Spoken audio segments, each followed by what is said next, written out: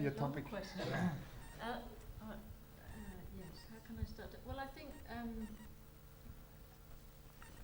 I think there's the conflict. That's the conflict part. I wasn't sure where it was, but I think that's what it is. And it's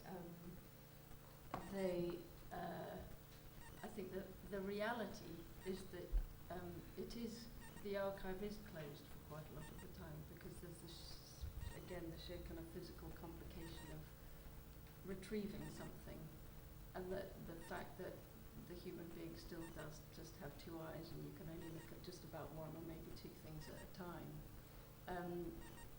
But what the technology part seems to do is start to speed up the connections between the things. And I suppose that book that you were referring to before, the kind of list of the library, was done as a kind of very urgent task, in the sense that there was a room full of books which were going to disappear within 3 months, and it seemed there was an impetus to think we must just at least make a list of what's here, and then it's a provisional document, and then through I suppose that's where the kind of an element of the design of an object like that then becomes palpable, because to publish it as it could have been it could have been all sorts of things, but to publish on one side and to make it loose leaf and not to bind it, and all of those were clues to suggest that this is a provisional document, and it absolutely to be added to and changed and cut up and written on, and we gave you the stickers to deface it, and to use it. And I suppose the thing is the use. It's this thing of use, and the worry about I go back to this word archive, because I think archive to me are the boxes and the room with the boxes in, and then there's a stage where you make use of the archive, and how you use it is the interesting bit. But I think that, again, the reality is that you can never use that much. You can only look at one clip, and you can only actually do one thing at a time. Although we talk about you can do it very, very fast. Even the robot can only do it once or twice a day and give you a reading. Yeah. But the book, I thought it was very fascinating when I saw the book which was done of Cedric's library, because it's not about the objects, no? The objects were then dispersed, but it's about this idea. So in this sense, I think it was very much in the spirit, no? And I think one of the things, your question would be a fantastic topic for a several-day conference, because I think it's really a huge topic and the most fascinating topic at all in relation to this conversation today. But I think one of the things which is interesting is this idea, the history of art, for example, which is my field, I'm not mainly in the field of architecture, I'm more in the field of art, is still very much a history of objects. And the history of architecture is still very much a history of buildings, you could say, in analog to that, no? And one of the things, as a curator, I've been, I suppose, very fascinated by this idea that throughout the 20th century, a lot of artists no longer did only objects, but as Michel Serres would say, quasi-objects. Is that the word in English? Quasi-objects, or non-objects. And how can those practices be remembered, no? And then you could say also, Rem Koolhaas said in the introduction to the book we did with Cedric, he says, that no architect has ever changed, architecture history with less means and less buildings, and through ideas, and that's really true. Cedric is today one of the most influential architects, not only in the architecture world but beyond. If I speak to art students in the art world, Cedric is a permanent reference, and that's not through buildings but through ideas. And then obviously there is a question, and that's I think a very urgent question: how can practices which are not necessarily articulated through objects or in architecture through buildings be remembered, and how can we preserve these ideas in order for them to be toolboxes for future generations? As we can see now, Cedric's idea is a fantastic toolbox right now for a lot. Markus was always telling me that for him as a young architect, Cedric is the biggest toolbox. So how can then, and for many of your colleagues, how can then these ideas or form of intelligence be preserved without falling into the trap of what you describe? But there must be, I think, a way of an attempt of preserving them, because otherwise we prevent this from happening. And we then permanently will have a history of art, which is a history of objects, and a history of architecture, which is a history of buildings. I mean, just to take this up, I think what's also interesting in Armin's approach of how he dealt with all these clips and this idea of the tagging is that it's not a product per se, but it's really a process which creates more kind of learning from situation, let's call it. And then if it would be, I mean, if it could be achieved, that then people really start to interact with this, then it would really be like an open process where it's more something kind of like, I don't know, like something in motion rather than something, I mean, okay, maybe with a book that's more difficult, but the idea would really be that it would be something kind of interactive over time and process. Yeah, I also think that now the students, they work on it really, for example, for them it was really important that it was done for the show. For example, we had a really long discussion if the display should be vertical or horizontal. I mean, we had with Jan maybe 3 emails about this. Because if it's vertical, it's an object. If it's horizontal, it's information. So, I mean, we had a lot of discussion about this. And for them it was, for example, very important that it was in a physical space, so that it was maybe a tool for a physical experience, and not only information, but also these other parts. And maybe another thing that came to my mind is that maybe the fact that now there are all these tools of distribution and of creating a lot of images and a lot of information. There is also this problem how to preserve this, because all this super production will become to the fact that nothing of this will be preserved, and nothing of this can then reach this, how you call this, iconographic status. Also, if there is a lot, so or it's the fact that there is a lot can achieve the fact that maybe nothing will be there. So this is also interesting. Maybe that. Yeah. No, I suppose I can't help but think to come back to the question of what Cedric would. I mean, he would ask what are the architectural implications of it. You know, what would architecture do with all of it? And I suppose that's the bit that is potentially very interesting in an architecture school. But also that he made suggestions to how to deal with these things in the past. I mean, he was the one I always remember was the content on cereal packets. He always thought that if the content on why would we need to go to school if the content on cereal packets was better? So it's where you place the information, seems to me, or the object. I suppose also it matters. And I get this conversation about the object or the information, I think, also became very present when we all of a sudden had a table designed by Cedric. Thought, well, you have a table, what do you put on it?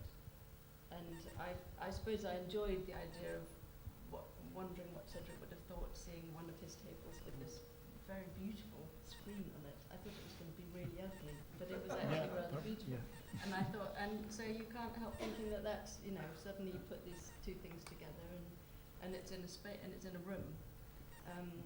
So I think very much, because we talk about it very much in the abstract, we always have these things in front of us, and it's about what's going on in here, but actually where that can be placed in so many ways, I suppose, in printed form and in moving form.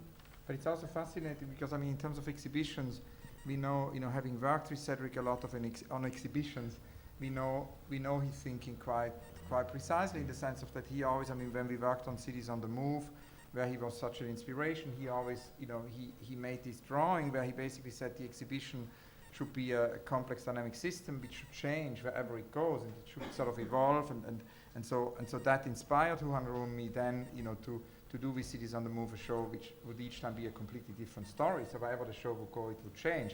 And so I think what we are doing with this show, because it's now only in its second incarnation, and obviously we hope that, you know, after Venice and London, that this room will continue to maybe pop up in other cities.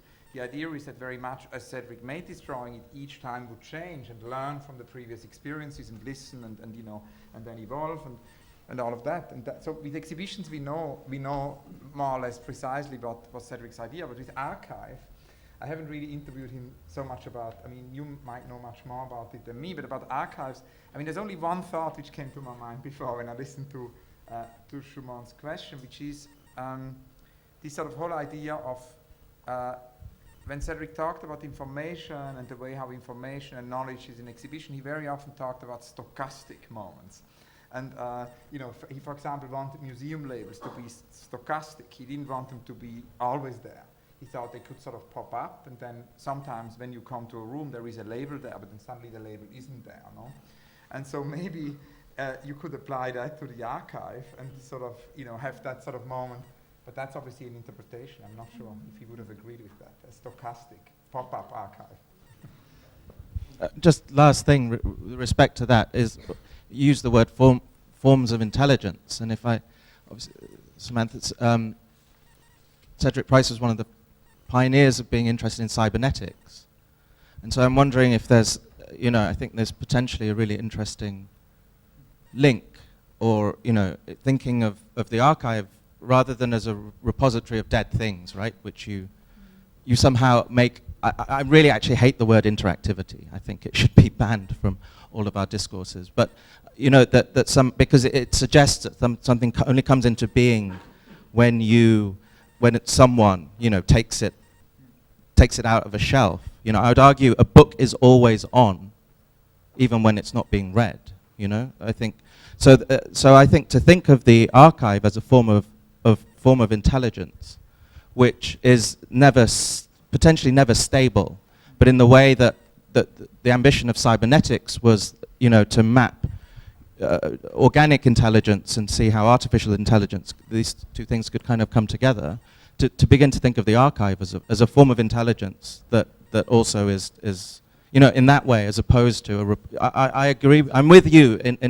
I actually really hate the word archive, just because I think it's been overly fetishized over the last few years, mainly by the art world, and you know, and I think, you know, many things get labeled archives when they're not actually they could potentially be a lot more. And I think sometimes, in that sense, words matter hugely, because words either liberate something, allow it to become something else, or imprison something. And therefore, it always has to, you know, be in service of that, the history of that term. And for me, archive is, you know, I think we need a new term for it. But it's interesting, this idea for the neologism, because when in the 90s, I mean, the word city at a certain moment was used ad nauseam. I mean, was also, we used it with Cities on the Move, and lots of other people used it. And sort of, at some point, Cedric said, we always remember that, he said, we need a neologism. We cannot use that word city anymore. And we were then looking, and so maybe that's actually to do with that now all of a sudden it's the archive return, it's the archive fever. So maybe it's the moment indeed where we need a neologism. But it's good to start that tonight. A neologism, search for a neologism for archive. Well, he said the same of museum also, in the context we use. I mean, it became M, didn't it? It never went beyond M. But we're A now. I think, I don't know, maybe because, again, from my practice of photography, maybe it's, but first of all, I have to say that for me what is interesting is not the archive itself, but the software or the program or the scheme that you put to the archive to create a narrative. And so the problem is, what kind of program do you apply to each set of information to put them together? What is the editing system? So the focus should never be on the archive itself, but which grammatic, which system of composition you use, or which to create awareness. And maybe what I think is interesting, I know the only explanation I have that it's so actual is because of this moment that I feel as a photographer, that it's from analog world we go to the digital world. So first everything was physical, now everything is digital, and maybe this transformation creates simply the attention, the awareness that there are these boxes or there are these hard disks. I mean, because it's my daily problem, yeah, I have. And so you have to bring from boxes things to hard disk and from hard disk to boxes. I mean, to make it very clear, very simple. And because you have this daily problem, then you think, these are archives. So that's so the archives are so present. Maybe, I don't know. It's maybe too easy. Yeah. Just to comment on, I think it's very interesting, the kind of the questioning of archive, and I think I would agree with, I think the English constituents here who kind of have more difficult with the word, but I think the choice of Cedric has been pretty incredible, because I've never seen you all together talking about Cedric either, and I think there's a big difference between the systems and how we might portray the information of what might become a future archive, with using Cedric as the starting point. And I think you make the point very clearly, because I think your interviews of, or Hans Ulrich's interviews are quite different, because you're both there and there's a dialogue, and I think they're very representative of Cedric. I think Cedric has a series of seminal projects which will continue to influence students and people around the world. But actually, I knew him very well as well. So, I mean, I think he was like that all the time. And I think that side of it probably is not archivable, and it will be lost. And I think there's a big difference between yourself talking and yourself talking, where you are endlessly talking about this dialogue with him, which is actually quite important. So I think you're right in the things that you're saying. I mean, there will be an archive, and I think, pardon me for saying it, but I think the majority of this room would never have met Cedric anyway, so you may be left to the archive. But it's quite interesting that there's a period of time in which actually I think the anecdotal part of the archive is absolutely critical, because I think Cedric wasn't a man of, you know, the kind of great statements from the dais. He was a very reactive person, so he was reactive to both the curator or the interviewer, but he was reactive to the person he was talking to. He was reactive in whatever situation he was in. And I think that's very, very rich. So my suggestion for part of the archive is that to make sure that the anecdotes are part of the archive. And I think the interviews are quite special for that, just simply because it doesn't matter what order you see them, there is a dialogue between you and the man, which I think makes all the difference. The projects have their own identity. I'm not sure that all the other objects are as important as those two things. You want to respond to this? The floor. You're all very welcome to ask questions or provide comments.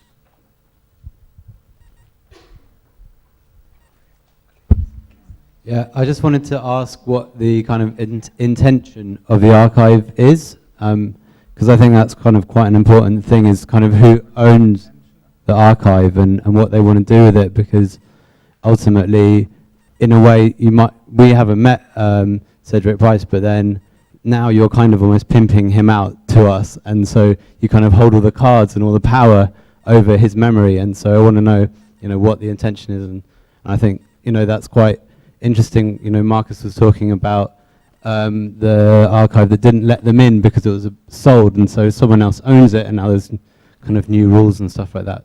So if you could talk about that a bit. Well, maybe I can respond to it. I think it's for example, that Hans gave his cassettes to the students, trust them, and so kind of opened his archive and allowed the students to show it here, to show it on the internet. I think it's a quite positive action already. Yeah. But of course, this is the main theme. Who stores, who edits, who creates the narration. This is coming back to the point, is which rules do you apply to work with information generally, not only archives. I mean, this also, of course, the idea not for it to become this kind of gatekeeper situation, but rather how do you unearth this kind of material that exists? And as I understand it, this was also your idea of, for example, in kind of incorporating other institutions, so this could really also be done on a larger scale if wanted, no?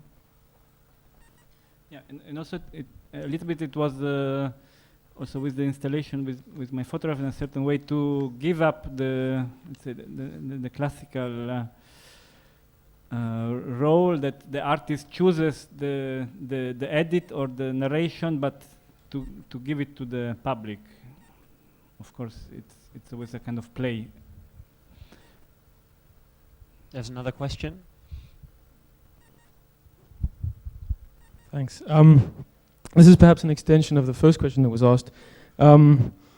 Obviously, behind an archive, there's always a whole kind of system and mechanism of ordering information. And I think this was kind of highlighted, Samantha, by yourself when you were talking about trying to access the archive in Canada and needing to go through a whole process of getting numbers and then more numbers and trying to find a piece of information.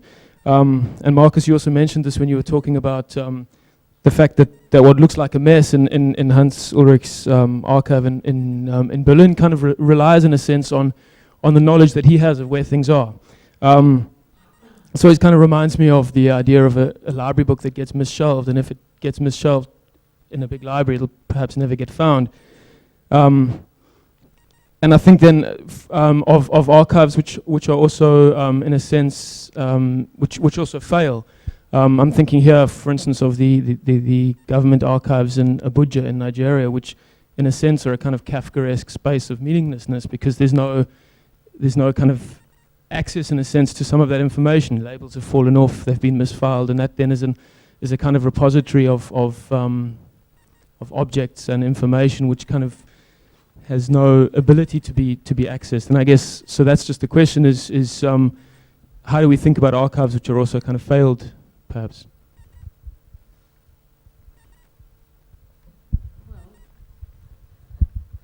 I don't know whether I should say it really, but I suppose I do remember having a conversation with Cedric at one point about the RIBA and the prospect of his drawings going there when this was before they moved to the V&A, and I think he found that faintly depressing, knowing what happened to most of Werner Goldfinger's drawings, which seemed to be soggy under somebody's desk.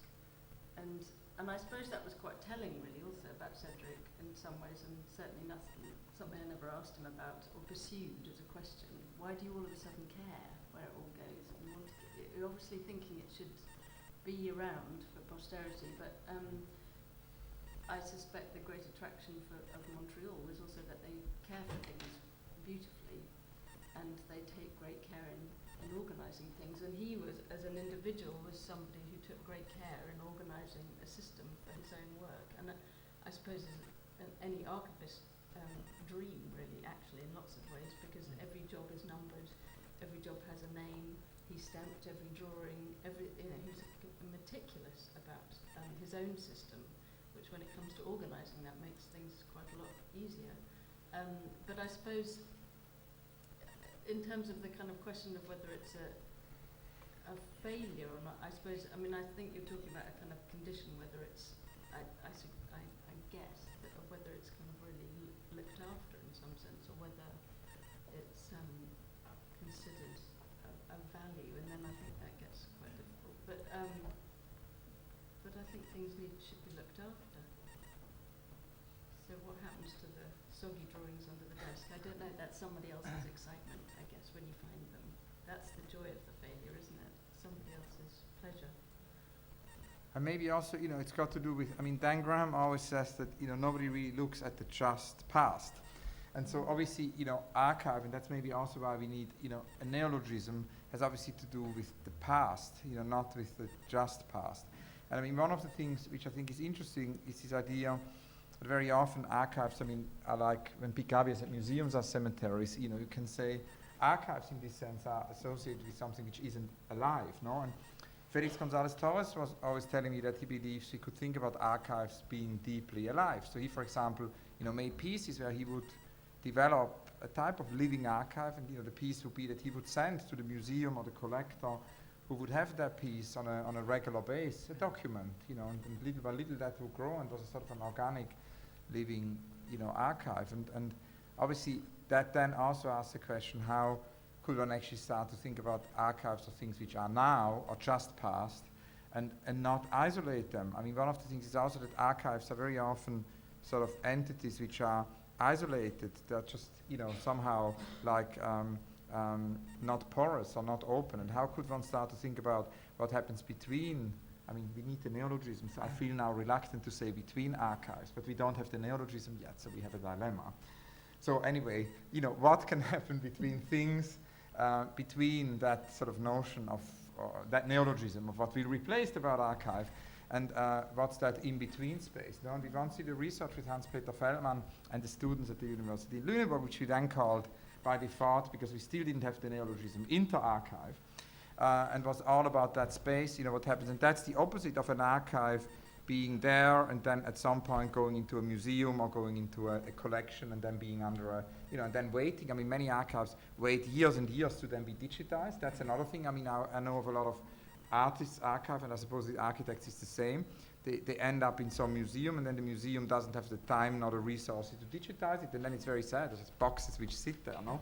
And so somehow the question is how, and I mean, it's very interesting if one looks at the Donald Judd archive. You know, Karen Marta pointed out to me a couple of days ago how amazing that Donald Judd library is, which is now online. And I mean, that's a great model, no, of an entire library where every single book has been digitized. And actually, this Donald Judd had an extraordinarily rich and complex and idiosyncratic library consisting of 13,004 books in 40 languages.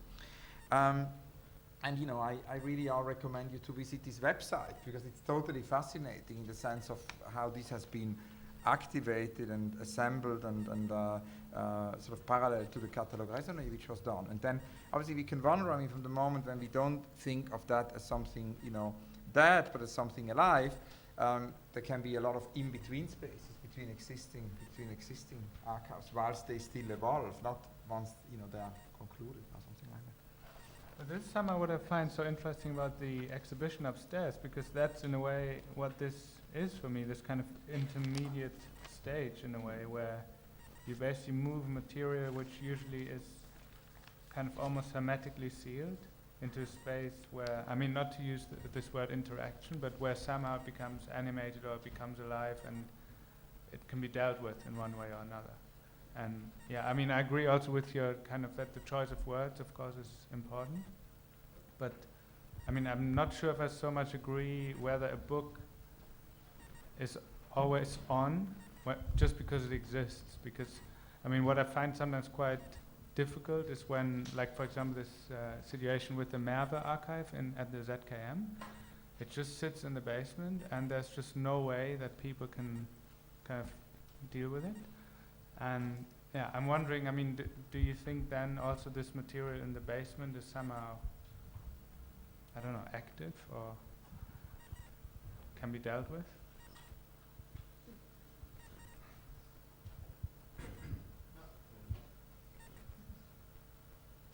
No, I just think setting up supposed antimonies is not the right way forward. So the opposite of a book that you can't access is that it has to be online, like a Google book, you know. And so I think there are degrees, obviously something that's, you know, impossible to get to. But I don't know, I'm sort of interested in this idea of active non-availability of material in an age where everything is tending towards the supposedly always available. And I think Armin used the word everness, and I think this is really beautiful, because I think there's a difference. I think that the ambition of this repository or whatever it is should be everness, which is which is different, it seems to me, than a traditional notion of the library, of the scholastic kind of resource, etc., etc. And I just think, I don't know, I haven't figured this out, but it's just through certain things that I've been doing with various people at the moment, that there's something to be said about calibrating access, and to somehow maintain, I think, the it's not so much preciousness or any of these things, but the everness of content. Because I don't know if I really buy into the idea that suddenly everything is online, therefore it's I don't know if that's like the ultimate teleological model of everything not being online and not accessible. I think that's too crude and too simple, and that's why I think Google Books, whilst on the one hand, a very laudable project, I think is also deeply flawed. And it makes sense that it comes from this behemoth of a company, and it just sort of machinically scans these things, turns them into PDFs, and put them online. The question is, I think that there are modes of calibration in between the two that I think intelligences like yours should be dealing with. It seems to me, and especially passing it through the notion of Cedric Price. Whereas, I don't want to make claims on his behalf, but it seems to me the spirit. A certain spirit that he had vis-a-vis certain forms of institutional historicity could be applied to this, and to make it a kind of prototypical project against Google Books and these sort of notions of archival, which I think, as I say, are laudable at one level but also simplistic at another. But then obviously, it can also be interesting that leads to maybe this idea of these things, the neologism, what used to be called archive, being somehow places we can, visit. It has a lot to do with conversations we've had over the last couple of years. Could there be a place, no? In some kind of way, it shouldn't obviously fall into this situation. Markus was mentioning the Harald Seemann archive, and that's then, a great pity, because that has now been inaccessible for anybody who really needed or wanted to go there for a long time, and the people are just waiting, who is buying that archive, and it becomes like, in some kind of way, a fetish or something. And the other day I spoke, to Tom Eccles, who is very involved in that sort of part curatorial archive, and he says, and that I thought was kind of interesting, he says, he actually doesn't have to always buy, archives. He's fine if curators, from different generations give him photocopies of their correspondence. And these photocopies, he doesn't really have even then the right to put them online, because they don't belong to them, but he has the right to keep a photocopy at Bath. So who is there? Students who work there can actually have access to those photocopies. So that's a kind of an in-bit. So there are lots of negotiations. Maybe that has to do with what you say, no? We have another question here. I have a question for Hans, and it's a question about speed, because I think that the incredible project that you have set in motion, like a very rapid acceleration, is now presenting itself with a number of questions in relation to probably what I see as on one side the question of the testimony that you are trying to embody through your numerous reiteration of say interviews, and the other side, the notion of radical publicity. And I was wondering whether you could conceive of a project of the archive, of the alternative or the neologism of the archive, or if you would like to tell us a little bit more strategically, how do you conceive this project strategically in terms of publicity? Do you think that it has to be constantly publicly available, an archive, or should it be almost a way of multiplying publics or reducing some parts of this? Could you tell us, please, something more?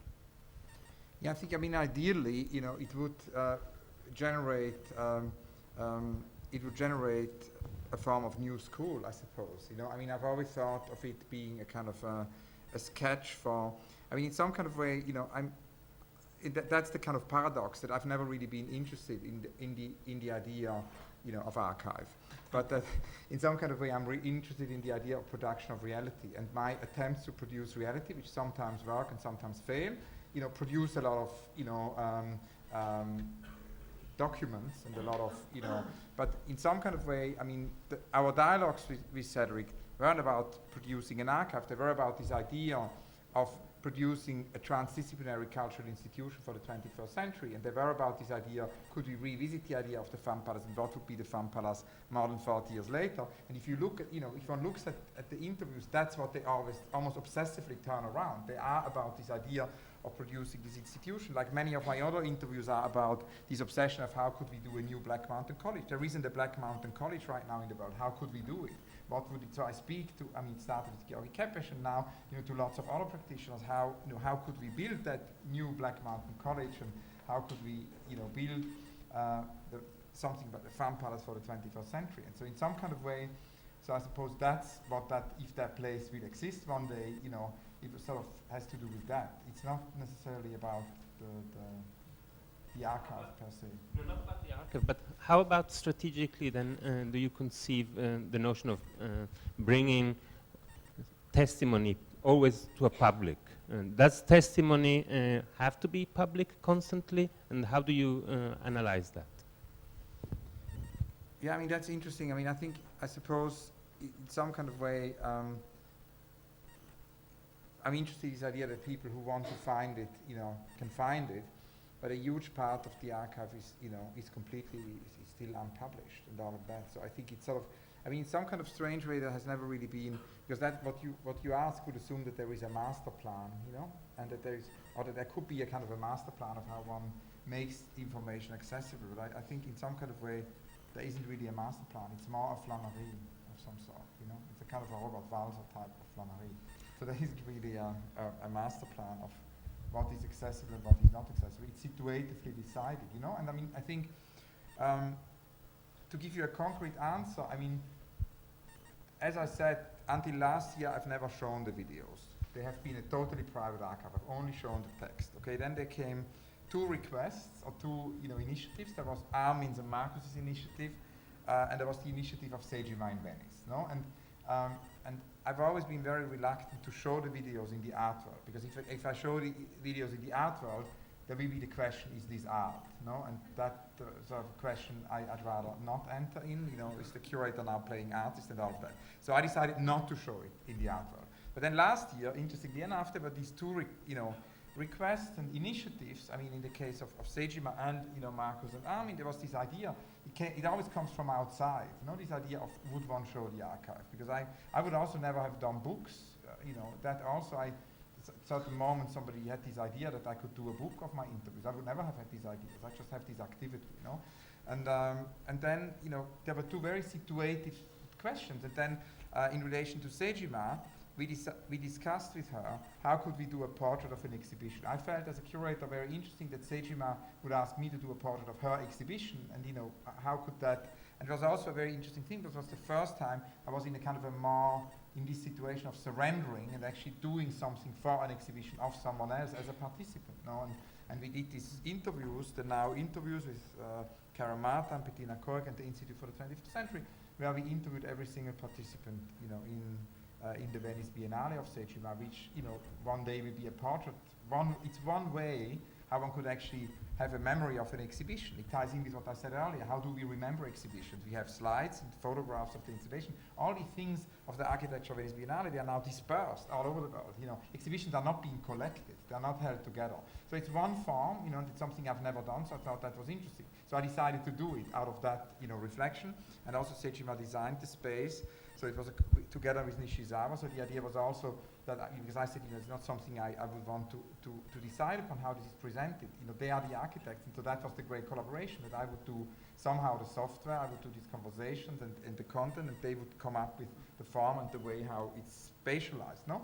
And then with Markus and with Armin, it was a very different conversation, because there it was the conversation, what could one do, on the internet, and then how could one actually, make an archive, have the students work on an archive, and all of that. And I felt it was very, very interesting that one would have actually a whole group of students, similarly 15 years earlier with InterArchive, a whole group of students work. So then we had many conversations. We spoke before Venice with Samantha, we spoke with Eleanor Braun, we had lots of conversations how this, how this could work. But these are still very early days, and I have no idea what will be the next step with these 2,000 hours of tape. I mean, I'm certainly very reluctant to put them online, to put it all on a website. Armin was saying today, we urgently need to define the next chapter. So, I was thinking, what could be the next chapter? And then I was saying, we could now just continue the way we have continued, that we have started. That we could now, after systematically analyzing the material on Cedric, we could now do the same for Jona Friedman, or we could do the same, with, for example, all the Team 10 interviews I have, or we could do that. But then Armin was saying, maybe that's not that's too simple, and maybe we should think, in a more transdisciplinary way, what will connect all the disciplines. And then I was actually thinking, and that was just before the conference started, no? And so then, throughout the conference, I was actually thinking, we need to give an answer to Armin. And one of the things which could indeed be very interesting is that there are obviously a lot of films, of exhibitions, because I've always, filmed exhibitions. I filmed my own exhibitions. I filmed exhibitions of friends of mine. I filmed artists who curated their own exhibition. So, maybe it could be a sort of an archive.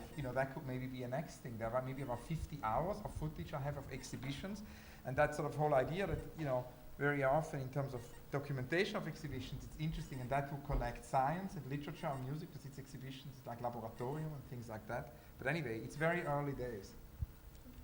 We have Scribe, can you turn the mic on? We have one more question, and I would suggest that this is the last one. AA archivist at bottom. Hi. Yeah, it's absolutely fascinating tonight. Basically, my job has been, last couple of years, is looking at the student drawings and trying to come up with a way of cataloguing them, and on a daily basis trying to think how best to do it. And we're using something ISADG, which is the International Standard of Archival Description. But seeing your title up there, Productive Space of Conflict, every day we're coming across, there's a conflict in, we're getting historians coming to us, we're getting our own students coming to us, and what they want is two, not diametrically opposed, but very, very different criteria and ways of getting information. And to try and bring these two together, I think it's fascinating to see the ways that you're going about cataloguing and making connections, links, and the software. It brings, the historians tend to want an aspect of authenticity, which is obviously deeply problematic and has been acknowledged ever since the 50s, what is authentic in an archive. And but on the other hand, if some of the kind of tagging that we use so brilliantly in the Cedric exhibition, some historians would have problems if that is extended to fill an archive, to a whole catalogue. So it's getting a balance between that I'm interested in creating a structure that scholars can use to get their forms of what they desire, but also creating a way that, for example, our students can look and find inspiration, can make connections that would not be immediately relevant or attractive to a scholar writing a historical research, a dry kind of academic research, for example. So it's a way of combining that, and I don't know if I'm making myself clear, but I wonder if you have any thoughts on that kind of how to combine these two approaches. Well, I can make. I just what I find very elegant about the piece that you students worked on upstairs is, I suppose it goes back to this thing of where you correlate numbers with ideas or a vocabulary. And I suppose when I look at that screen, I see behind those words kind of shadows of numbers. And I suppose what I would love to think is if you could, just pull the word and start to make, because it is necessary, that's what the whole nature of classification is about. And you need the numbers in order to connect to themes and titles. And it's where those two things come together, I think, is it's just a lot more. It's another few years of work. But I see what you've been doing is incredibly creative, which is, what is creative? But it more so than traditional cataloguing. You're creating something. Obviously, history is not neutral. You're always creating something. If you create a catalogue, we're cataloguing using Western preconsiderations and presumptions. But it's a way of trying to get to the middle ground that tries to get to the most people and satisfy the most needs. And well, I guess again, I think it comes back to the medium with which, and you've made it very clear that there are different kinds of people coming to you for different things and asking probably the same question but in different ways. Yeah. And it's it sort of goes back to the cereal packet for me every time. You either, you've got the cereal packet version, the version on the telly, the version online, the version in a book, and what tends to happen is it comes back to the argument, well, certainly I've experienced where I'm trying to compile all the work, and well, you don't really need it in a book anymore because books are dead, and you know, no, you need it all because everybody needs to access it in an entirely different way, and it's a different time of day, of year, of place on the planet, and I suppose it's an argument for doing all of those things. And I'm not sure there is a middle ground, but what things like what the technology does help is to find ways to access it in another way, which someone who's not got the tenacity to sit through a list of numbers can do. And yeah, we just need it all. I mean, I also have to say, I mean, I'm certainly not a technology man, but when I first went to the Zitterwerk archive, it was totally amazing to see how the fact that precisely there is no structure can be so productive, because basically there's no kind of pre-given structure to the material, like whatever kind of system that could be, I mean the thousands of systems that there are, but it's really defined by use. And that you can actually track back is super helpful in terms of what you just mentioned, which is this question of, you know, connections and relationships, because you can actually see, well, what have, you know, some users done maybe 2 weeks ago or even 2 years ago in terms of the kind of clusters of knowledge that they've generated around certain material from that kind of growing archive or whatever we're going to call it in the future. But also, I mean, I was already thinking before, because of John Parmesino's question, it all leads to Switzerland.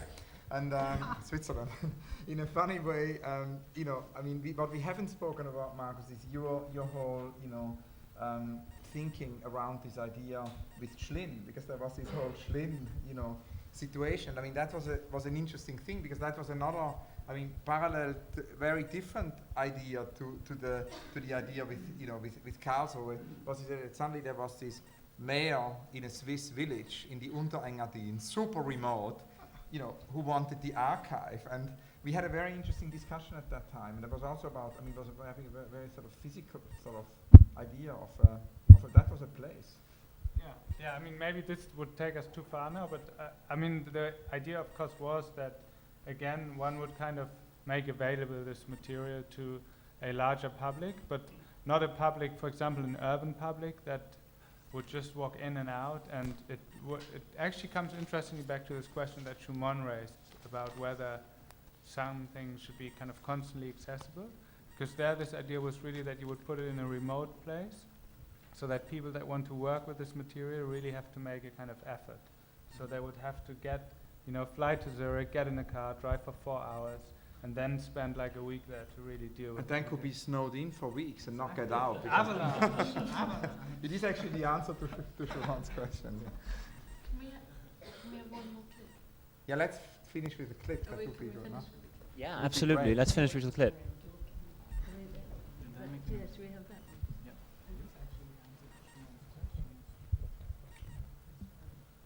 one. The last experiment, in some way relating to Bangkok, but it was in London, was when we advertised a lot of the facilities of the new, well, it isn't new now, the Northeast University on the tubes.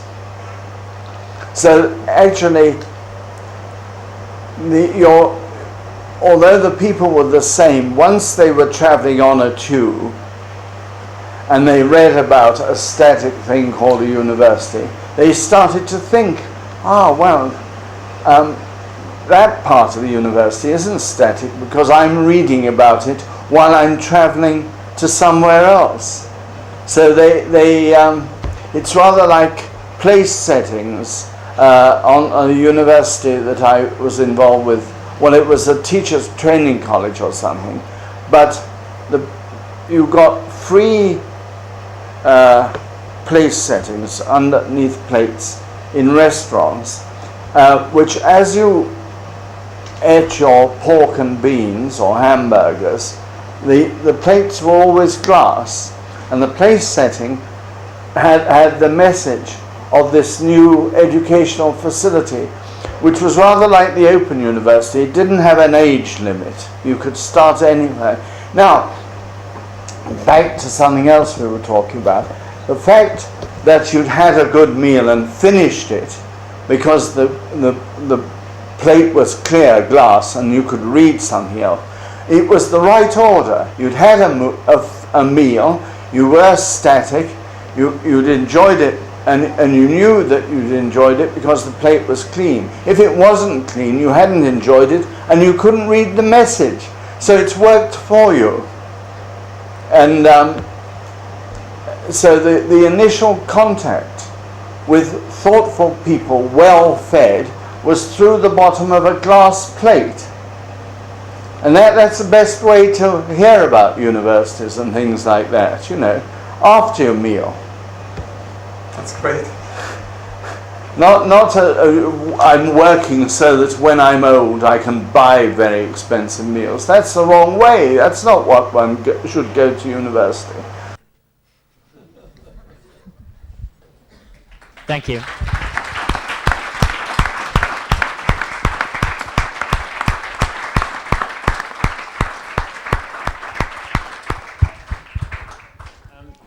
Hold on. Before you all leave, thank you to our guests. We have one more announcement of a different nature. We have a very large group of Japanese students here at the AA, and they would like just 1 minute of your time. Thank you. I'm a member of a group called AA Tohoku Earthquake Action, and this is a call for support.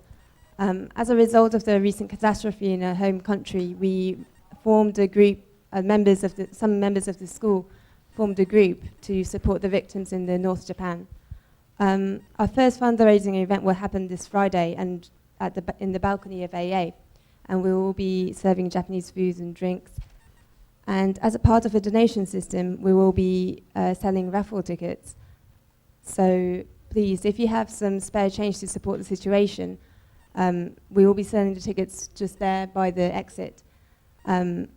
Donations are more than welcome, and any other kind of support is also welcome. Thank you. Also, just wanted to add, I'm also the member of this support system. Just want tonight's this conference was fascinating. Just wanted to say that these people have to start archiving again from scratch in a way that we really appreciate your support. Thank you.